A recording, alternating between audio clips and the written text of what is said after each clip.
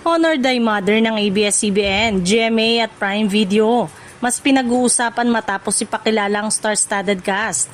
Mas lalong tumaas ang excitement ng mga manonood para sa inaabangang seryeng Honor Thy Mother. Matapos ilabas ang detalye tungkol sa powerhouse cast na magsasama-sama sa isang natatanging collaboration ng ABS-CBN, GMA Network at Prime Video. Pangungunahan ng proyekto ng megastar na si Sharon Cuneta at kapuso actress na si Barbie Fortesa.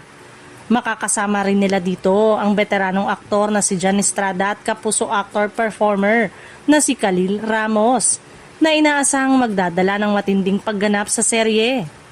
Hindi rin nagpahuli ang iba pang mahuhusay na artista na kabilang sa cast tulad nina RK Bagatsing, Mercedes Cabral, Tonton Gutierrez at Louie Manansala.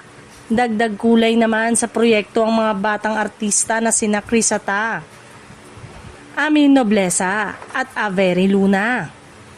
Ayon sa update na ibinahagi ng Dreamscape Entertainment sa kanilang social media account nitong nakaraang linggo, nagsagawa na ng story conference at script reading ang buong cast. Makikita sa mga larawang inilabas ang kasabikan at paghahanda ng mga artista para sa nalalapit na production ng serye. Marami namang netizen ang nagpahayag ng kanilang pananabik sa proyekto dahil isa ito sa mga bihirang pagkakataon na makikitang magkasama ang mga artista mula sa ABS-CBN at GMA sa isang malaking serye. Dahil dito, marami ang naniniwalang magiging isa ito sa pinakaabangang programa sa mga darating na buwan. Mapapanood ang Honor Thy Mother ng eksklusibo sa Prime Video bago ito dalhin sa Free TV sa GMA Network at sa iba't ibang online platform ng kapamilya at kapuso.